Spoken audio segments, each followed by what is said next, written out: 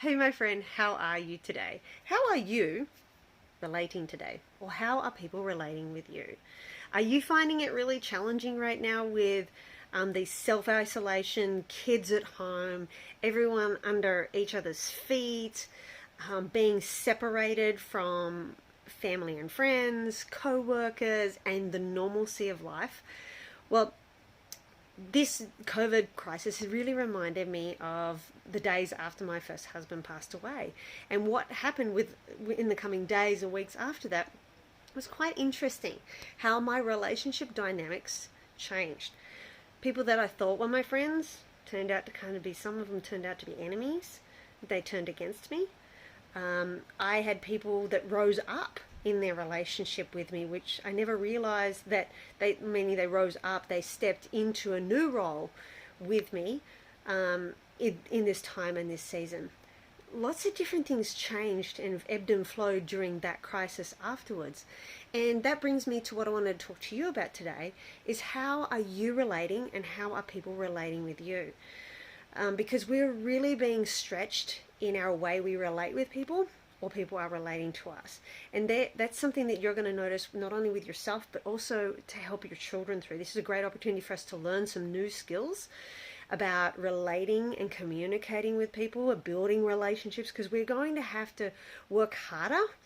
We're going to have to work smarter and harder to build relationships. And what you may find is it's going to expose different things about yourself, about your children, and even about your relationships in your family, in your friend circles, in your work circles, in your church circles, in your other social network circles. It's going to expose different things about people that you may not have ever known before, that you may not like. That includes you too, so you got to be aware of that. So that's one of my things today. Are you, in your friendship circles, are you flourishing, and are you like a beautiful flower? This is one of Sally Medwin's prints. She's got some amazing photos. So are you flourishing like a Sally Medwin photo? Or are your relationships wilting and dying? That's what I really want, you and I to think about, for you and I to help our children through right now. Are we someone who is helping our relationships bloom and blossom and grow? Or are we causing them to wilt and to die? Now, sadly, this is true. Crisis does sometimes bring the worst out in people, and sometimes it brings the best out in people.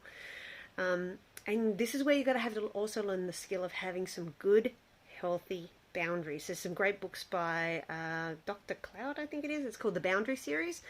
They teach really good, healthy boundaries. And that's good whether it's just, in a marriage or parenting or any form of relationship. Everyone needs to have and learn good new boundaries.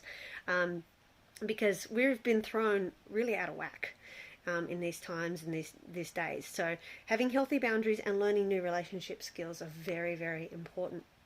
And I challenge you to stretch outside of your capacity, what you think, to reach into and develop. And don't be afraid to even develop new relationships. You'll be surprised at the new relationships that will be formed during this time. I'm already seeing it with my kids, that like their youth group has gone online, and their little groups within the youth group, how they're developing new relationships, and it's actually deepening it, which is phenomenal to watch.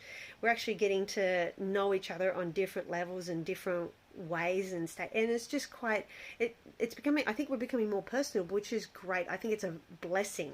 That's one of the blessings I'm seeing out of this COVID crisis, is because we are forced to be more isolated and restricted in our homes, we are forced to dig deeper into our way we relate to each other. So that's my thought and my tip on today.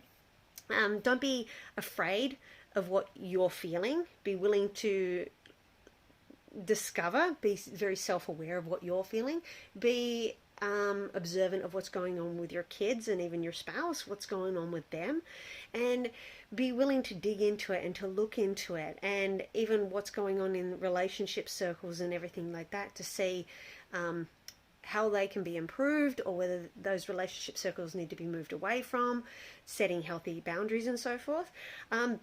And just something before I got on here, because if this was a love language, which I wish it was, but it's definitely one of those things that's my personality. But something I popped on to talk about this was Friends Oil and Fun by the Oola guys, or by Young Living and Oola. So Fun and Friends, and I actually popped that on my navel. They call that the, I don't know, I can't remember what, I don't do chakras, but anyway, it's one of those. It's a navel area, but I put it on there because it helps me reconnect with inner child. It's to do with self-esteem and self-confidence and so forth like that. Things that we may have lost from childhood. And Friends and Fun is something that we really need to tap back into, and Friends and Fun is something we need to really help us get through this time. So that's just a tip. There's another great oil called Inner Child, so it helps you tap back into that youthfulness, that childlike faith, that exuberance for life, that joy, that enthusiasm which we get when we're around good quality friends. So I hope that was beneficial to you today, that you enjoyed it. I'd love to hear from you. And just so you know, if you're feeling alone right now, you've got a friend in me. Dun dun dun dun dun dun. You got a friend in me. Don't be afraid. Shoot me a DM and I'm here. I'm happy to have a chat. Bye. Love you.